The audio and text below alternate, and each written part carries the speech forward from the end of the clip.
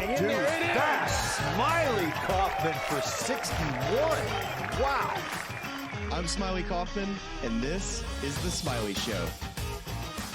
Aloha from the final edition of the Hawaiian Swing for the Smylie Show. I'm Charlie Hulme. I'm looking at a very floral, very tropical looking Smylie Kaufman over there, and yet another sublime RLX product. And Smylie, this feels like two things. You're about to issue a wistful aloha to Hawaii tomorrow as you head home with your family. Very appropriate for all of us to be watching tropical golf from afar, because this was a big snowy week in a lot of places where there isn't normally snow. We were sledding on the Hope Valley Range on Saturday morning. First time walkers seen snow. And I would assume, did you check in with the Squirrel Man? Did we get any snowfall in Birmingham, Alabama? Buddy, we got 3 inches at my house. Whew, Yeah. how about that? And Yeah. meanwhile, Anna Carter's over doing some hula action. She's the dancing queen in Hawaii. Looked like just a wonderful family trip for you all. She is a big fan of the luau. She's that. also a big fan of shave ice. It's not shaved ice. I didn't know that. Apparently that's a Hawaiian thing. It's shave ice. She's crushed the beach life. I mean, dude, it's so perfect here. I mean, Hawaii's awesome. It's we're going to take in the day tomorrow before we get on the voyage to Atlanta, which is going to be quite the battle, but we're built for it. Yes. We've been through the trenches. Every parent knows the battle that they have on these long flights, and we're ready for it. If you've done it once, you can do it twice. So Yeah. I'm not worried about you. So the one question I have for you about Hawaii, and this is something that Anna Carter just absolutely loved. I did too. And it's acai bowls. Acai bowls are so tasty. They're so cold on your teeth, and they feel like it's a smoothie. And I was thinking to myself, are they healthy? Like, are acai bowls healthy? Like, you got all the fruits and stuff, but the actual, the whatever the cold blue purplish thing that at the bottom, is that stuff healthy? And that's where I wanted to ask you, because I think we have some acai bowl addicts in our family. I think I'm one of them. And I think Anna Carter might have a bit of a problem. She loves these things. I'll say acai bowl. No one. There are a few that have a better PR campaign than acai bowls, because I tend to agree with you with the composition question we're having here. Is like, this all theoretically could be healthy and good, but are we really sure that what we're eating it almost tastes too good for it to be entirely healthy? Well, the name, if it was anything different, acai just sounds healthy, right? It does. It's great. It's great branding. It's great PR across the board. Whoever's behind Big Acai, you did a great job. You should get a big raise. This is going to be a tough scene for me. I am not really a fruit guy at all. Like, I just don't eat a lot of fruit. Now the weird thing is I love all vegetables. I'll eat just about any vegetable, any way you prepare it. Big veggie guy. Make a green shake, but like the most fruit I consume, I do consume fruit daily in the form of a smoothie. I put some frozen blueberries and some bananas in my smoothie. But like I'll say it this way. I used to not, when I was a very small child, I would not allow my mom to tie my shoes if she touched a banana, because I told her that she had banana hands. So that's like my phobia level as it relates to fruit. So it's tough. I wish I wasn't built that way, but I happen to be the opposite of Anna Carter and yourself in terms of just the acai, consumption. It looks delightful. It looks like a nice, healthy, low-cal treat, and I wish I could eat it, but I just checked out Google and AI overviews giving me the are acai bowls healthy, and they said acai bowls can be healthy, but the nutritional value depends on the ingredients. Okay. That's I don't know. That's a little disconcerting. Packed. You'd want it to be just a hard yes. They are healthy and you should feel good about eating them. You should continue to eat them. But that feels like there's a little bit of room to fudge there. It's a smoothie in a bowl, and it's terrific. We loved it. So if anybody's got an opinion on acai bowls, on whether they're healthy or not, let us know, because if they're not, we might have to take myself and Anna Carter to some type of facility to wean our way off of acai bowls. Or just lean into it. Just get some hot recs for good acai spots in Birmingham and just double down. Just be huge acai people. Yeah. I think that's the way you go. That's the way you go. Love that. I'm gonna miss the fruit here. I know you just said you're not a fruit guy, but the pineapple, just gosh, and it gets me excited too about golf season. I know you're in the cold and you just were, sledding down the range, but I kind of got the itch, and it's gonna suck when I land, and it's gonna be like, okay, never mind. You're gonna have to take those Hawaiian thoughts and sunshine and good weather and push that along another couple months. I'm lucky that I got the Florida swing, my own version of the Florida swing in December heading into January. Okay. That was enough for me to scratch the itch a little bit, but it was a very tough scene, to watch my son hit golf balls left-handed for the first time for a few days and then take him home. And he's like, can we go outside, Dad? I'm like, yeah, you can. I don't know how much longer I'm going to last out there. Hey, what plastic a mess. Clubs did you buy? Because I want to get some for Anna Carter for her birthday. Yes, this is. I am not being paid to say this in any way, shape, or form. So this is an endorsement of how good they are. There's a company called Lag Shot. And Lag Shot. Okay. If you're a person who uses your Instagram to consume golf content and you're also a parent, you've probably been targeted with some of their content. The guy who owns it, I exchanged some messages with him. His son is also left-handed, this little blonde kid who I can't be more than 2 or 3 and absolutely stripes the golf ball. They make a driver, they make 3 different sizes of 7 irons. And so I actually got the right-handed Lag Shot, and they make them for adults too. You can get them at adult lengths, and it's like one of those kind of whippy swing trainer type things to get your tempo right. But then they also make a short version of it, and the benefit of it is that the head is weighted properly. Wait, these are like legit. They're so legit, and they're weighted properly to where, like, when you're swinging the golf club, it's not like hitting a plastic club, but there's enough whip and flex in the shaft where they're not swinging a telephone pole. Oh wait, but I don't know if she's a righty or lefty. So what do we do about that? You could come use my loaner set. You could end up where I ended up, where basically, well, I think you buy the righty. Any good parent knows they buy the righty. We start there, and then we go from there. Statistically, you start with the right-handed club. That's going to save you a lot of money and effort down the road, and you hope your kid's right-handed. But then when your son is flipping over the right-handed club and staying on the left-hand side of the ball and hitting trick shots with the toe of the club, you start to ask yourself, okay, is my son left-handed? And maybe I just spend another $60 and change or whatever it was to get the left-handed version, and lo and behold, he is left-handed. Now we're going on a different journey. So that's all along Lag Shot. Check them out if you want, like, little kids. I'm worried about her being a lefty. I mean, obviously, if she's a lefty, it's fine. But Francie's a lefty. My brother's a lefty. Francie's dad is a lefty. Francie's brother's a lefty. So there's something in the water as far as Anna Carter potentially being a lefty. I texted the Squirrel Man. I said, do you have any hot tips for me, knowing that you raised Lucky as a left-handed golfer? And he said, I forget the name of the instructor. I should go back and look. He's like, I just sent him to get lessons with this guy. Like, I didn't even worry about it. But now my dad's left-handed. So it's kind of cool in a way where, like, I grew up, splitting a bucket of balls with him, throwing it down between us. It's and great. He hit it on both sides. And then it's like, I'm just doing it all over again with my son. So yeah, Lucky and I did that our entire lives. So Spin Zone 2, if you're going to be a left-handed golfer, do it in 2025, not like the 1970s or 80s. Like, you could get not the same full range of equipment right-handed, but you can get enough, I think.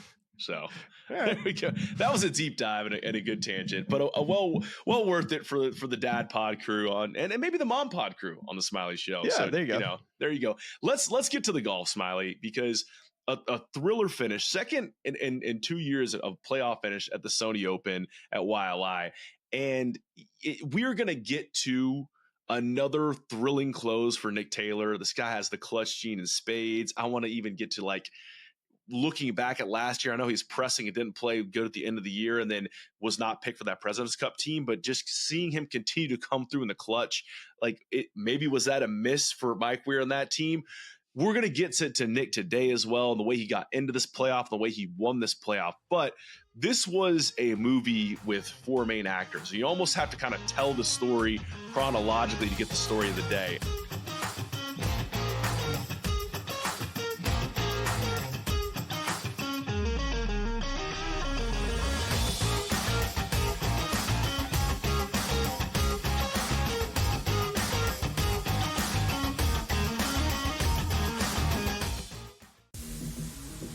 talk about it failing and always putting the square peg into the round hole. We're going to run it. We're going to try and play these lower scoring games. They didn't score over 17 points in the 5 straight losses. There's a chance for the Ravens to exercise every single demon on their way to a Super Bowl.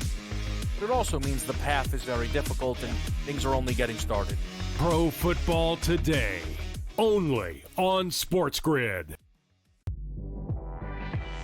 Jimmy Butler wants to leave because Jimmy Butler knows that Riles isn't going to pay him, and he wants to get paid.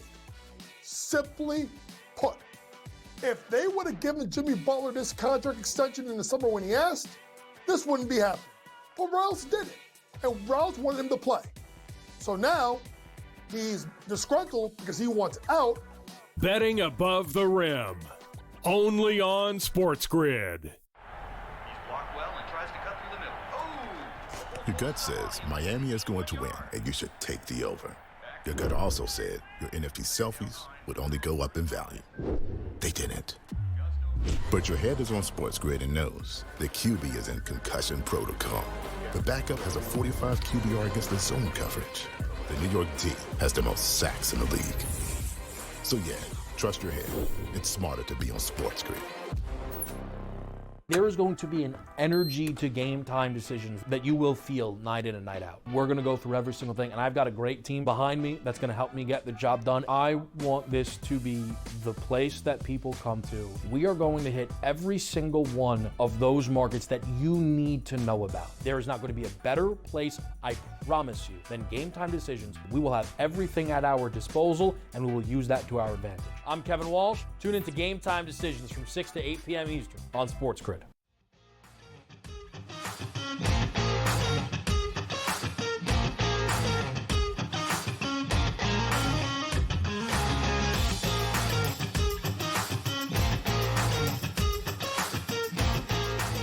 Dan may have said it on the broadcast. Just like, man, this guy just needs to play every day like he's in the lead, because he just has that look about him that he's not going anywhere, that he's clutch.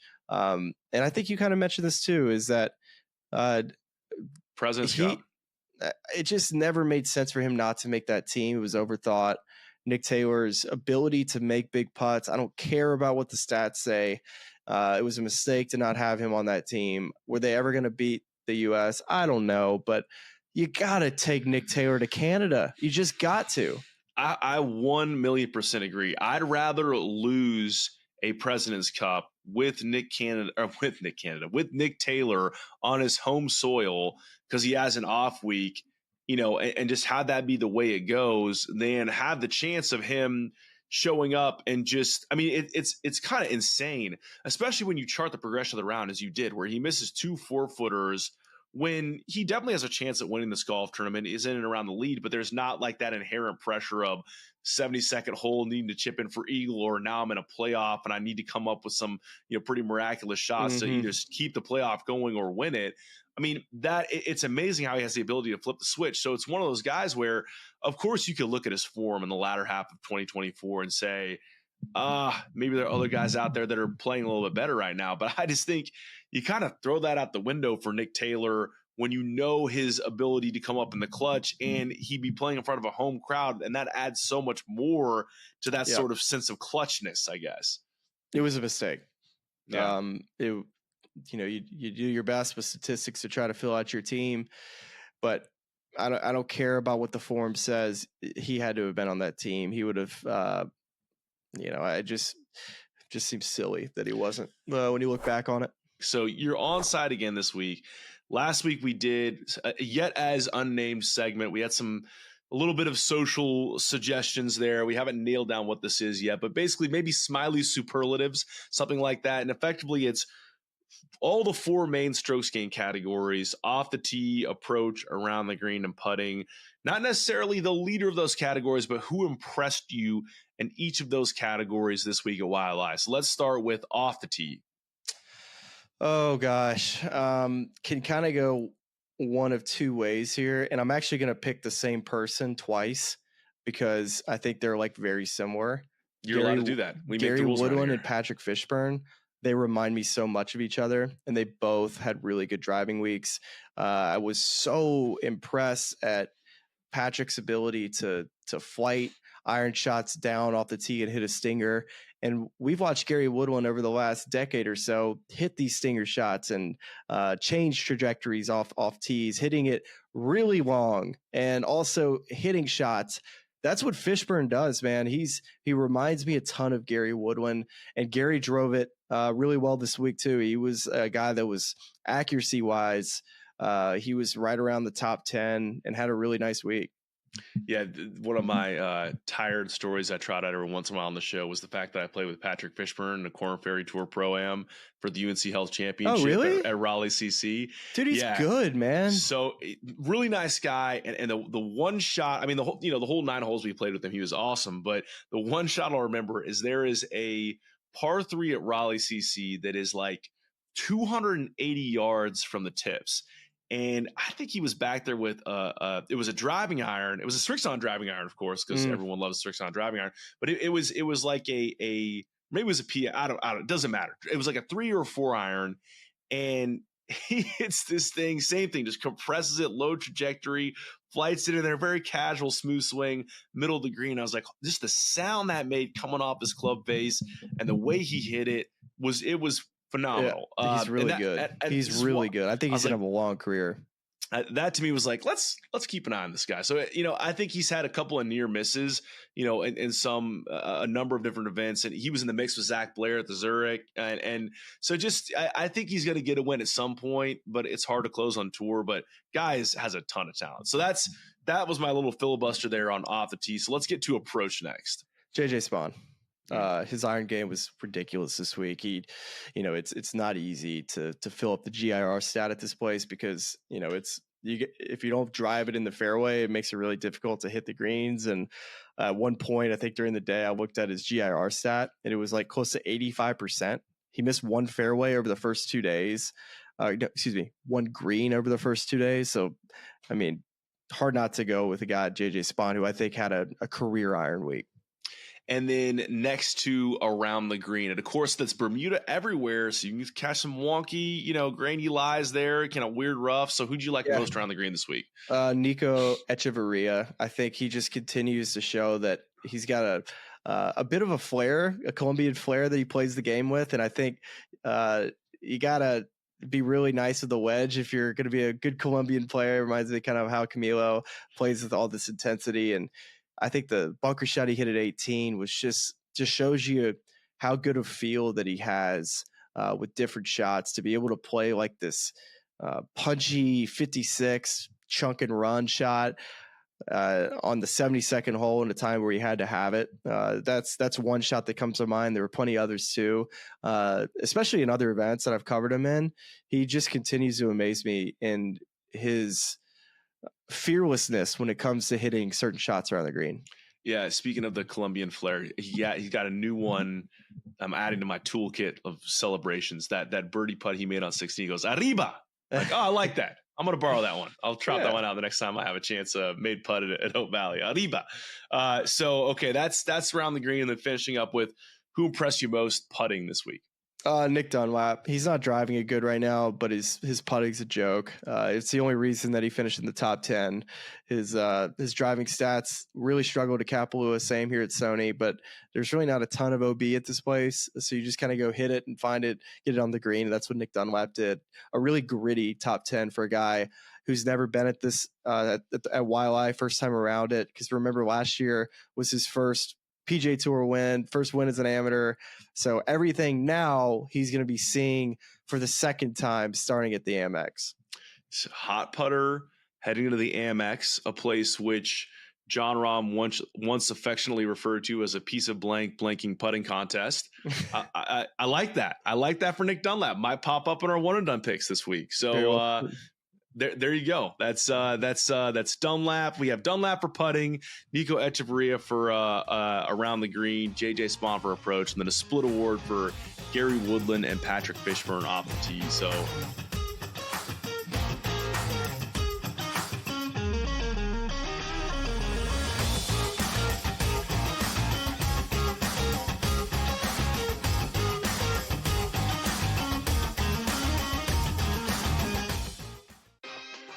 It's going to be copy-paste. Books are, not good. Win total's a tick too low. Knock it right over. Mixed playoff price, tick too juicy. Bang it out. Postseason comes around on a tee. Knock their heads off. I don't think the Steelers organization just makes a move to make a move. They have to have, it's like being in the book. You have to know what you're going to move the line to. Game time decisions. Only on SportsGrid.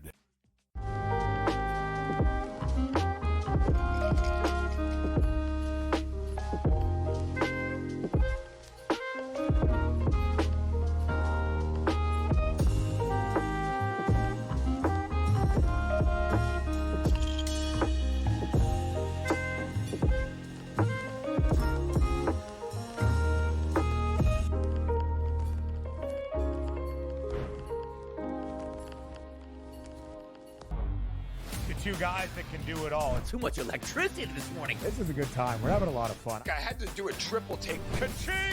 Why? Because of parity.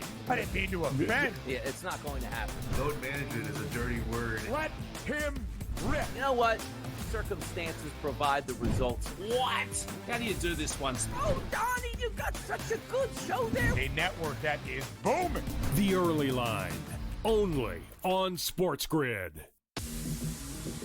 Talk about it failing and always putting the square peg into the round hole. We're going to run it. We're going to try and play these lower scoring games. They didn't score over 17 points in the 5 straight losses. There's a chance for the Ravens to exercise every single demon on their way to a Super Bowl.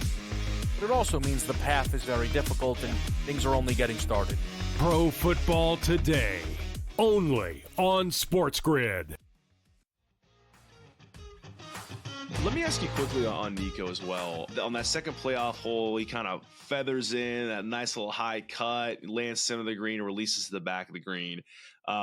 Nick, at that point, we're thinking, yeah, it's going to be a tough kind of downhill putt, but Nick's 50 yards short, and that's a tough pin placement from that angle. We have no idea where he's going to end up in terms of a putt for birdie at this point. Nick gets it close, so obviously there's more pressure at that point. But he leaves that first putt. It's a bad putt, he leaves it 6 feet, short. And I can't tell from the angles, but maybe it looks like it's above the hole. Do you feel like he played a little fast there? I felt like the time between when that putt came to rest and when he was over it felt fast to me. It did feel fast to me. You definitely were onto that. It didn't feel like Wesley Bryant fast, like when he was at the RSM trying to make the cut, but it definitely felt a little quicker. But hey, I like guys trying to stick closer to their routine than taking longer to try to really find something. But it was a really poor first putt. I thought that he was going to really have a chance to make that putt, and to come up that far short was surprising. Yes, wind gusts make things very challenging out there. Probably a putt he's never hit before, but in moments like that, I was expecting him to come up pretty big, and he was coming up incredibly big in how he played down the stretch and how he's played this entire fall. I mean, he had 4. This is the 5th top 11 that he's had. He had an 11th at one of those events in the fall, but pretty much like 4 top 5s in the last 3 months or so. So he's working his way up the official world golf ranking. He's a player that just continues to impress me. I must say, like, from a guy that I competed against when he was at Arkansas, he just keeps getting better. And I thought the one interesting thing that I picked up on just looking back at his first year on the Korn Ferry Tour, or coming off the Korn Ferry Tour, is that he missed 23 cuts his first year. But also won. But he also won. That's the only reason he kept his card. He kept that 2-year exemption for that. So he just keeps improving, and he switched golf balls and went to Strixon. We talked about this in the one and done. I think you liked Echeverria this week. I did. And I think you recommended him to some people, and I liked him too, but I was a little concerned about like him telling me about his getting used to the golf ball and just his wedge game was off at Kapalua. But man, he looked like how he did in the fall, which was a player that's just not afraid to shy away from a big moment. Just unfortunately not able to get that putt to go down at 18. That's a wrap for our Sony coverage, unless there's anything you want to add, Smylie, because we're doing a little bit of a truncated show here a little bit this week. And I'm excited about what the rest of the week has to hold, because we have, and we really didn't even get into this in this part of the episode. I mean, if you missed Smylie's conversation with Luke Clan as part of the Friday happy hour at the Sony Open, and maybe you have a few extra comments on that as we go out, but just he missed the cut this week. But Luke, 17 of the 20 points he needs to get his card via the accelerated program. I'm sure we're going to see him get a few more exemptions, and the rest of the, coming out of the winter into the spring, and might lock that card up before he ends up graduating or, playing in the NCAA championships this year. So we'll just see how the rest of that, the rest of that season progresses for him at Florida State. But he's obviously an amazing talent that we've talked about a lot on the show. This next piece of the show that we'll share with you is a conversation I had with David Ford, who's a senior at my beloved University of North Carolina and currently the number 1 ranked player in the PGA Tour U rankings, which is how he earned an exemption this week at the DP World Tour into the Hero Dubai Desert Classic. So ton of fun catching up with him, a guy who's obviously eyeing that tour card via that program. Also had a lot of thoughts on NIL and just the changing college golf landscape, among other things. So that'll be a cool conversation. And then later this week, we have your conversation with Elvis Smylie, your shared namesake who won to start the DP World Tour year in Australia. He's a phenomenal Australian talent, playing that last group with Cam Smith and Mark Leishman. So, cool to see him get a win there. So we'll share that conversation later this week. And also we'll start that episode reflecting on some big comments that made news this week from another guy who came out of college, a phenomenal talent, Eugenio Shikara, and then decided to go to live instead. And so just reflecting a little bit on that and what that means for the state of maybe some young guys and their decision they're making, kind of turning pro and coming on a tour. So a lot of focus on some youth talent in the game of pro golf right now, which is very exciting. So Smylie, with that tee up, before we get to David Ford, anything you want to send the people out with as you wave aloha to Waialae? Yeah, excited to get back to the frozen tundra, and I might as well just give the fine people that are watching on YouTube a nice look of the view that I've had. Yeah, this that's week. good. It's terrific. That's perfect. So, Give us a little Hawaiian screensaver on the way out. Polish Love this. as I do this. Here we go. We're looking at the top of Smylie's headphones here. Here we go. Here we go. Okay, good looking balcony. Yeah, hold on. I gotta work my way down here. Okay, we're working on the contrast here. This is great audio for everyone listening. Oh man, I don't know how to look at focus it that. though, because Look at that. There's a beach there. That's good enough. Look, I see palm Okay. trees, I see sand, and I see water. That's kind of the formula right now. All right, well, I got so many things in my hand, so see you later. All right, thanks, Smylie. And here you go, David Ford, the number 1 ranked player in the PGA Tour U program. Enjoy that conversation now. Talk about it failing and always putting the square peg into the round hole. We're going to run it. We're going to try and play these lower scoring games. They didn't score over 17 points in the 5 straight losses. There's a chance for the Ravens to exercise every single demon on their way to a Super Bowl. But it also means the path is very difficult and things are only getting started. Pro Football Today, only on SportsGrid. It's going to be copy-paste. Books up, not good. Win total's a tick too low.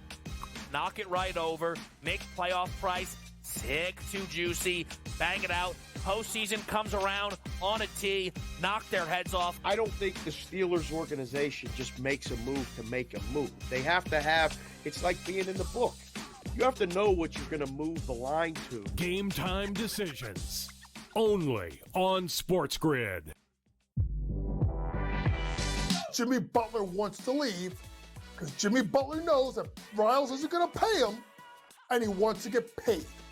Simply put, if they would have given Jimmy Butler this contract extension in the summer when he asked, this wouldn't be happening. But Riles did it, and Riles wanted him to play. So now he's disgruntled because he wants out. Betting above the rim, only on SportsGrid. Statement from Giants president John Mara.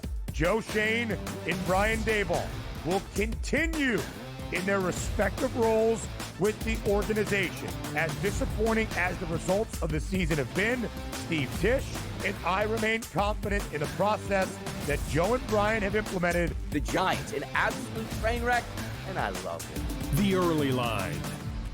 only on SportsGrid.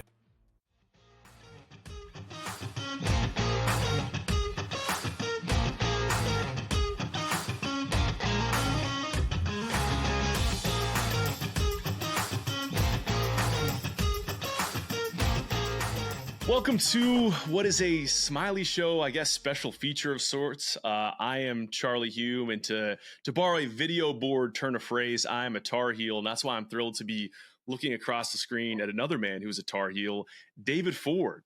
David, I got a quick little bio for you here. Of course, senior at the University of North Carolina, the number one ranked player right now in the PGA Tour University standings by virtue of a great fall that saw you win twice. And by virtue of that position in the PGA Tour University standings, you've earned an exemption into the Hero Dubai Desert Classic on the DP World Tour. Really cool stuff. But here's where we got to start first, David. And this question's going to reveal a lot about your character, who you are as a human being, is that anytime someone has an international trip planned, there's only one of two things that happens. Either you're a type A person, you have the passport ready to go, rock months in advance, or you're like, oh my gosh, I'm scrambling. I got to book a last minute appointment to get this thing done. So what was your passport situation heading into this event? That's such a good question. I've had a few international trips in the last year and a half or so. So thankfully I have my passport in one spot all the time. And I keep it there. I feel like pretty good at managing where it is. So I have my passport confirmed. Yeah, I'm ready to go. That's huge. That's a big part of the process. I know there have been a number of times where I've gone to travel and it's like, wait a second, when was the last time I updated that thing? Oh yeah, we're gonna have to scramble on that. So yeah. As mentioned, 2 wins in the fall. And I'll say, by the way, it is a real shame for you that they moved what is now the Truist Championship to Philly Cricket as Quayle's hosting the PGA Championship instead of Eagle Point like they did in 2017, because you absolutely lit up EP 4 seasons in a row. And if you got a sponsor exemption, you might have won the dang thing. So apologies in advance on that. But by virtue of that fall, number one in the PGA Tour U rankings, just how are you feeling general, heading into 2025? You got a tour card in the sight. What's that feeling like at this stage in the game? Yeah, it was definitely a great fall. I think the biggest thing was just taking it week by week this fall. And because we had a few tournaments that were back-to-back and then a little break and then 2 that were back-to-back, I feel like it gave me just enough time to rest, but not quite enough time to think about where I was or to get too results focused. So it was just, I think timing-wise, a really great semester. I won twice to finish the fall, which was just a huge momentum going into the offseason. And thought I was going to hit it really hard this offseason, but ended up taking some rest. And yeah, feeling really energized after some travel this offseason, some vacation. Just really, really ready to get it going with the guys in the spring. Just gearing up. Got a lot of fun tournaments ahead of you. You head to a tournament fairly soon in Hawaii. You played really well out in the past. And we open this year with another big set of news on the PGA Tour University and PGA Tour U accelerated front. More opportunities being open as it applies to you, or really the class after you, for the main PGA Tour U program. They're going to expand more access to the Korn Ferry Tour for those elite upperclassmen college players. I'm just curious, just the general vibe amongst your peer group reacting to the growth in that program and now adjusting to create even more opportunities for the best collegiate players. How do you all view that internally? Yeah, it's only been a few days, so I haven't had much time to talk with people or to process it much. I don't even know that I've had a conversation in person with anybody about it. But it's obviously great. I mean, the guys from the classes above me, Ludwig, Michael Thorbjornsen, even guys like Dunlap and Luke Clinton that have just proven that amateurs can play really well on the PGA Tour, have allowed us these opportunities. And so I'm thrilled about it. I'm thrilled for the guys behind me that just, I feel like, deserve so many opportunities. So yeah, I'm pumped about it. Do you feel like it just feels to me, maybe this is just a prisoner of the moment thing or anecdotal, but the depth of talent at that collegiate level is maybe as good as it's ever been. Is that something you agree with? And do you chalk that up to, better equipment, better data, better coaching? What do you feel about the state of the college game in terms of depth of talent? Yeah, I don't know. I think there's a few different angles to view it from. I think one thing I've seen within the last 5 years or so is ever since I think Akshay Bhatia made that jump from high school to pro golf, you see guys doing that more and more, or at least feeling like they have a chance to do it more and more. I mean, Blades Brown and Miles Russell. I don't know if Miles is going to school, but I know Blades just turned pro. So you got guys behind me like Nick Dunlap, Caleb Surratt, who are just going pro. And I think, I mean, I'm a big believer that golf is a game of confidence, and you give guys with the talent like Caleb Surratt and Nick Dunlap, you give those guys confidence, and you give them a team around them to support them, and just a mindset focused on the future and pro golf as early as 15 or 16 years old. And I think they start to understand that they are talented enough to play on the PGA Tour. And that's kind of, yeah, I feel like that's definitely, in my mind, a big part of what we've seen, just the high-level amateur and college golfers going to play pro golf at, honestly, an earlier age than I would have thought 5 years ago. You listed a few guys there. Akshay, lefty out of North Carolina. Miles, lefty out of North Carolina. I know you're from Georgia. You got a blue NC on your chest, though, so you got to feel good about your odds as a lefty out of North Carolina, right? Yeah, yes. Yeah. Yeah. Well, just getting back to kind of the PGA Tour year program, the accelerated in particular, a number of rule changes there. I know for underclassmen, you're a senior now, but we can largely thank Luke Clanton for. How wild was it this last summer you beat Luke Clanton 2-1 in the ACC championships, and then you watch him go off this last summer and go on this run? I mean, do you see that and say, man, like, I know I can beat that guy, and I'm watching him go beat a bunch of other tour pros. That's got to give you a lot of confidence, right? Yeah, I think it does. I think getting the chance to play with Clanton in September was big as well. I mean, I had forgotten about the ACC championship that I beat him there. It was a hard-fought match, and he beat me twice before that. So we only have to mention the one you won on the show. That's yeah, but I had forgotten about that, honestly, just in light of all he did this summer. I was so focused on how good he was, but played with him 36 holes in September, and it was special. He didn't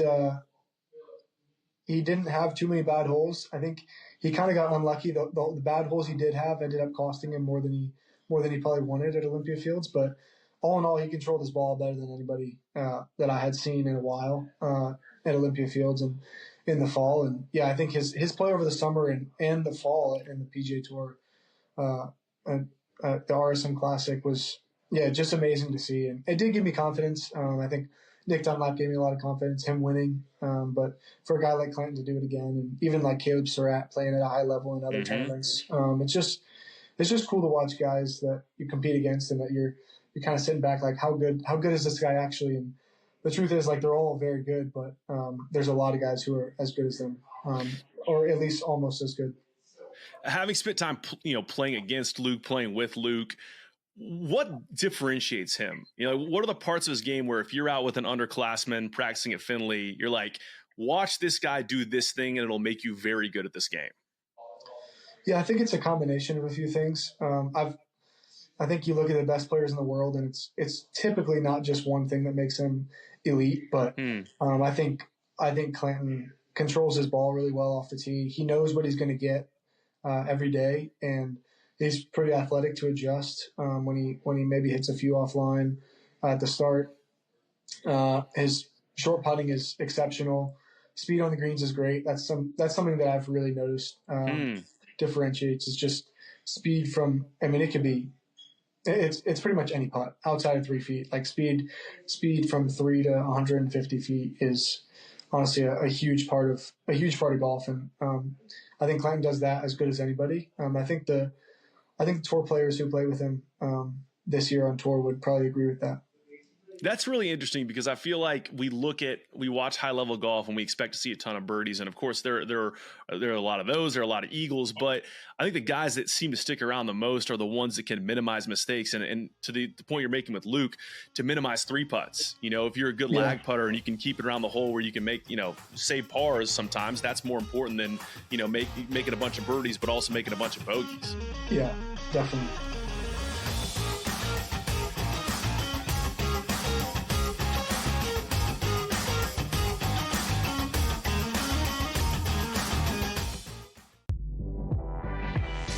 Jimmy Butler wants to leave because Jimmy Butler knows that Riles isn't going to pay him and he wants to get paid. Simply put, if they would have given Jimmy Butler this contract extension in the summer when he asked, this wouldn't be happening. But Riles did it, and Riles wanted him to play.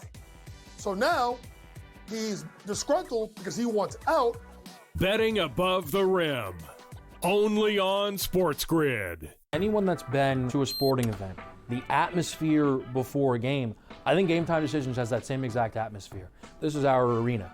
This is what we do. There is going to be an energy to Game Time Decisions that you will feel night in and night out. The excitement you get when you lock your bets in, when you're figuring out what you want to do, we can zone in on the biggest games each night. I want this to be the place that people come to before the games start so they feel as ready as possible to lock in their cards. We are going to hit every single one of those markets that you need to know about. We're gonna go through every single thing, and I've got a great team behind me that's gonna help me get the job done. There is not gonna be a better place, I promise you, than Game Time Decisions to get that new information, react to it, and be able to then bet accordingly. We will have everything at our disposal, and we will use that to our advantage. I'm Kevin Walsh. Tune into Game Time Decisions from 6 to 8 p.m. Eastern on SportsGrid.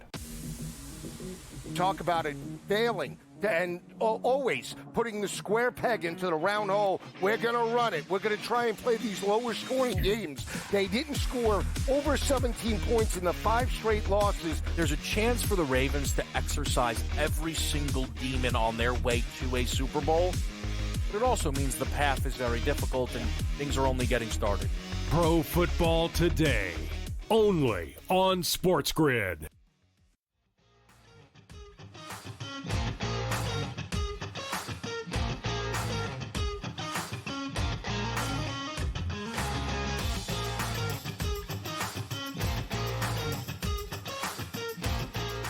So just to kind of get back to where we started, you're headed off to play this DP World Tour event. And I find this super interesting. We just talked about a bunch of PGA Tour U changes. There are also a lot of changes coming to the PGA Tour proper in this next season, not 2025, but 26, where the cards that are being limited from the top 125 finishers from the previous season to the top 100. The Korn Ferry Tour graduates, instead of 30, it's going to be 20. But they kept the DP World Tour receiving those top 10 finishers on the DP World Tour, not otherwise qualified, earn their status on the PGA Tour for the following year. So I'm just curious, internal discussions. Have you talked to guys at the collegiate level where they're looking at all the different ways they can turn pro, all the different potential pathways, and saying, maybe I'll go to Europe instead of trying to play through the PGA Tour Americas or Korn Ferry Tour, because that actually maybe provides a better pathway to get to the big PGA Tour? Yeah, I haven't had conversations like that yet, and I hadn't thought about it until I saw Riggs Johnson win. I don't remember when it was. It was in the last few months, though. And when I saw Riggs, it's down in Australia, right? Yeah, it was Australia beginning of the season. Yeah, maybe. But he won it. I think he won a DP event, maybe. That's right. I think that's part of that opening swing. Somebody fact check me, whoever's out there in the comments. But I think that's right. Yeah. But I know he won something I'm pretty sure it was DP World Tour. It was definitely a big event. And seeing that, I was like, first of all, he was a great college player, but I didn't know where he was, like playing pro. I knew he was pro, but I didn't know where he was in the world, like where he was playing at or what status he had. And to win that and then to get into some other events and to honestly to solidify yourself as like someone who's won at a high level and then created opportunities, like that was just a clear way of like guys that I've played with that I was impressed by. But there's a bunch of guys out there who are super talented like Riggs is. So that was just the first time I ever thought of it. And to be honest, I hadn't thought much about that. I think when the time comes, I'll let my agent play into that one a little bit. But yeah, for right now, I'm just playing as good a golf as possible. And it definitely is a great opportunity and really interesting to hear guys, to hear that DP World Tour be part of the discussion though. Yeah. And our crack research team, i.e. me, confirming it was the ISPS Honda Australian Open that Riggs Johnson won into December heading into So how about that? But yeah, I mean, and I guess for you too, like you're in a position now where keep playing like you're playing and you're just going to get your card outright. But I just think it's interesting to look at other guys who are maybe trying to, find a way onto a tour, and maybe the DP World Tour is an interesting pathway and you're going to be over there playing. So a cool opportunity. To shift gears in a way, but really it's all on the same topic in terms of increased opportunities at the collegiate level. NIL, the revenue sharing, it's pervasive right now, right? Like it's all everyone wants to talk about for major sports like football, but it also has a huge impact on college golf. And so just curious, looking back at the past few years and looking back at this revenue sharing, period that's about to start, can you think of, positive ways in which that's impacted college golf? And are there any drawbacks you've seen? Yeah, I think, being an ACC school and not an SEC school, I've seen more drawbacks. I do think it's helpful to get guys' minds thinking in the future for their pro careers. Like, I think, it's speculation, but I think that as soon as I started to understand that, okay, I can make money as an amateur, as a freshman in college, then I started to understand like I could actually like really do this for a living. And it just got my brain more comfortable thinking about money and golf together sooner than I would have thought. So I think that could be an upside. I think guys playing for pressure money like earlier on, and just knowing that the guys that you're competing against in junior golf and amateur golf are getting paid as well at the top of that level, and competing against them is helpful for competition. So I think that might be a positive. Helping out with travel is definitely a positive for myself, my family, and definitely other people that I know. But I think the negatives is so far just with recruiting, and I think we've seen it at all sports. But I've seen it at golf. I mean, you can do the numbers. I think there's a lot of recruits in right now that are going to college, either 2024 high school graduates, so they're freshmen now, or 2025 high school graduates, so going in this next fall. I think there's a lot of guys that are going to SEC schools. A lot of great players going to SEC schools, rightfully so. The SEC's very strong. Great place to play, right? Yeah. Yeah, I think seeing Florida State and Georgia Tech and UNC, Virginia, produce the players that they've produced, be the academic schools that they've been for so many years, and to have so many great coaches within the ACC and in the Big Ten like Illinois, and just schools that maybe don't get enough recognition or enough funds to quite go for those massive recruits has been difficult. And I think I saw that within the last 2 or 3 years when we were recruiting some guys for the 2024 class. But so I think that's a drawback, just that I've seen personally with our program. But I think the flip side of that is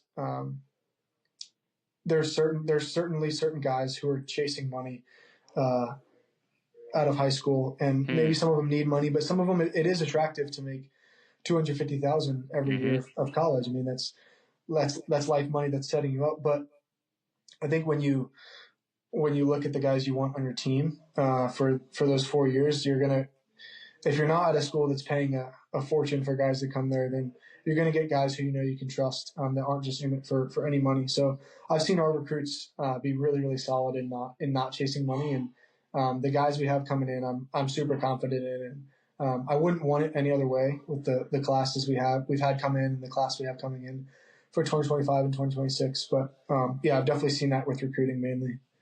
Yeah, I think that's really well said. I think I find it interesting, and this is really any sport too. You see this in football a lot as well, where you're paying a guy for potential instead of performance. And I just wonder how that shifts in terms of revenue sharing, how that gets managed.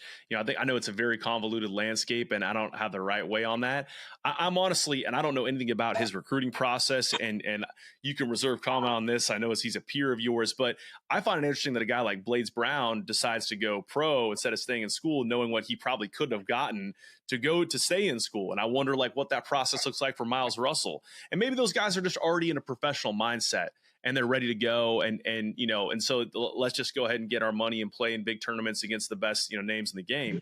But it is a very interesting landscape. And so one that I guess we'll continue to keep tabs on and see how it develops in terms of, listen, selfishly, he's a Carolina guy. I like hearing what you're saying. We want the guys that want to play for the Tar Heel Blue, to really believe in it and really want to wear that NC on their chest. I love that.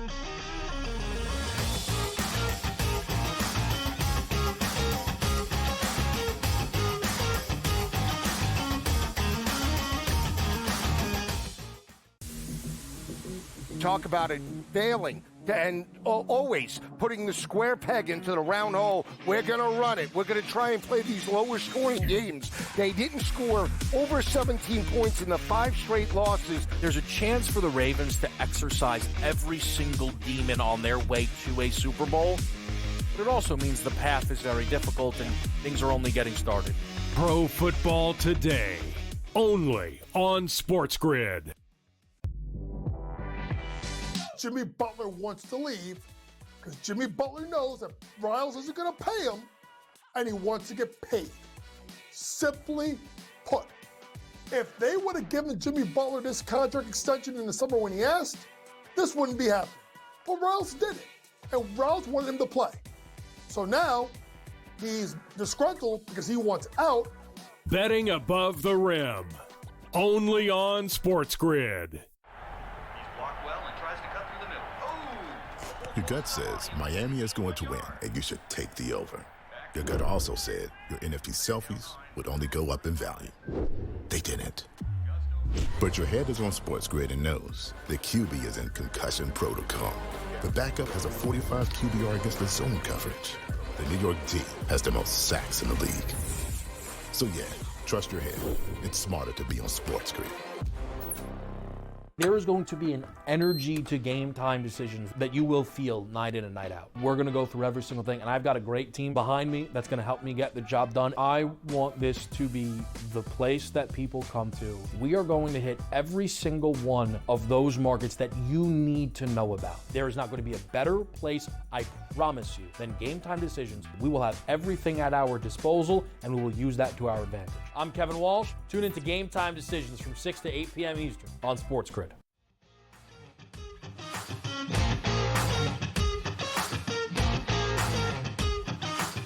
Just talk to us about what you're working on in the swing right now, what you're excited about heading into 25. My coach and I have talked a lot about this in the last year or so. Just maintaining my swing where it's at and swinging with the swing that I got. Not trying to do anything fancy or anything crazy, but just making sure I'm hitting certain positions. So there's certain things I look for that are really important. One of those being that I got to keep it on plane. So I want my club on the way down coming down pretty close to my left forearm. And if it's not doing that, if it's above it or usually above it is bad. Right there. If it's like right at the we're drawing a line right there across your let's see your left, or that's your right forearm. Yeah, but go right there. So right like there. That position Yes, right there. Right there. So that one, if I'm hitting that position where the shaft is right on my left forearm, I'm usually doing something well. And that's like a position that there's a bunch of different ways for me to hit it. I can take it back outside, I can take it back inside, but as long as I'm hitting that position, then I'm usually doing something well. And in this particular video, I'd gotten a little bit steep. And so this is after I'd worked with my coach on getting more shallow. So we hit a few draws. We got the club face just a little more shut at the top. And I worked on keeping my head back just a little bit in transition. So not shifting my upper body towards the target, so into my right foot as early, and keeping my head back. And that just got me a little shallower, a little more room to swing it. And it helped out to where I can get the club face a little more shut and still hold the angle and keep the ball not curving too much. I love it. There's nothing better than a sweet left-hand swing. And I'm excited for you here. I only had a minor. That was my best Smylie impersonation. Hope all the swing nerds out there enjoyed that. I only got a minor mix-up, confusing the right and left arms. So listen, we're not a directional podcast. We do the best we can. Good. Yeah, there we go. So look, kind of taking you to the end of the interview here. There's a few more things I want to run through before we wrap up and send you on your way. Right now, currently hold the lowest scoring average in UNC history. 70.44 is the last check. You can correct me if I'm wrong there. I have two questions for you. One, of course, how much would it mean to you to finish your career with that record? Second is, do you think we can get it sub 70? Like, what can we do to get it sub 70 before we walk across the graduation stage? I think we can get it sub 70. I don't know what the math would be there. Maybe I'm mathematically eliminated from that. I do think it's possible. We're playing Maunalani. Yes. It's a golf course in Hawaii, and I played great there last year and didn't even putt that well. So I think I can go low there, and I love the course at the Haight Sawgrass Country Club. I didn't play great there last year, but I love that place. Typically played well at Valspar, so there's a few spots. We got our home tournament as well. There's a few spots that I feel like I could really perform well at. Hopefully get it sub 70, but that's honestly just a fun game that I'll play for the rest of the spring. It doesn't being in the Carolina record books would mean a lot to me, but it doesn't mean anything unless we win a national championship. Honestly, I mean to go 4 years and not win one with the teams we had would be tough. So I think, my mind is pretty much completely off the records and just on to the national championship and trying to set a new record there. So yeah, we'll see. I won't pester you too much on the topic, knowing that's your focus, but I will say it's a shame that Seminole's not on the schedule because, again, Stevens Cup 62 at Seminole. How'd you? I've every time I've been out there, I've never seen a 62 out there. Was it not blowing? Like what happened there? Yeah, it was probably a top 5 craziest round of my life. I've had some crazier ones since, but to that time it was definitely top 3. I made 8 birdies in a row, and to start that birdie run, I missed the 12-footer for birdie, I missed the 12-footer for birdie, I missed the 12-footer for birdie, then I missed the 12-footer for eagle on hole 9, and that was what started my birdie run. 9 through 16, I believe, so 8 holes in a row. Missed like a 30-footer on 17, and missed like an 8-footer on 18 for birdie. So it was shades of junior golf for sure.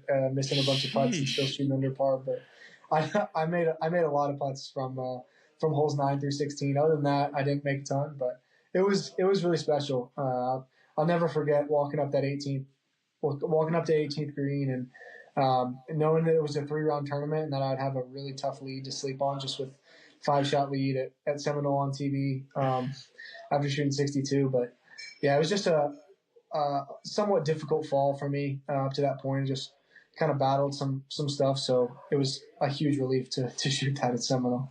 Golly, I mean, I was out there for the Walker Cup. I think it was 21. Mother's Day 21 was the final day of that tournament, and I mean, that is 62 out there. That is golfing your ball. That is. I stood for a while on 18 on the right side, just below that green side bunker, and every single approach shot seemed like miss right. They didn't play it factor enough to win rules there. So to get it around a 62, I mean, that is highly impressive stuff. That's a cool memory you're gonna have forever in golf.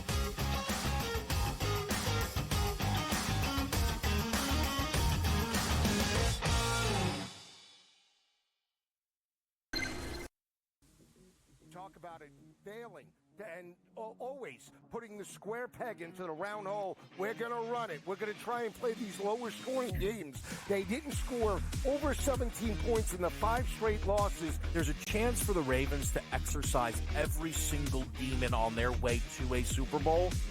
But it also means the path is very difficult and things are only getting started. Pro Football Today, only on SportsGrid. Jimmy Butler wants to leave because Jimmy Butler knows that Riles isn't going to pay him, and he wants to get paid. Simply put, if they would have given Jimmy Butler this contract extension in the summer when he asked, this wouldn't be happening. But Riles did it, and Riles wanted him to play. So now he's disgruntled because he wants out. Betting above the rim, only on SportsGrid. Your gut says Miami is going to win, and you should take the over. Your gut also said your NFT selfies would only go up in value. They didn't. But your head is on SportsGrid and knows the QB is in concussion protocol. The backup has a 45 QBR against the zone coverage. The New York D has the most sacks in the league. So yeah, trust your head. It's smarter to be on SportsGrid. There is going to be an energy to game time decisions that you will feel night in and night out. We're going to go through every single thing, and I've got a great team behind me that's going to help me get the job done. I want this to be the place that people come to. We are going to hit every single one of those markets that you need to know about. There is not going to be a better place, I promise you, than Game Time Decisions. We will have everything at our disposal, and we will use that to our advantage. I'm Kevin Walsh. Tune into Game Time Decisions from 6 to 8 p.m. Eastern on Sports.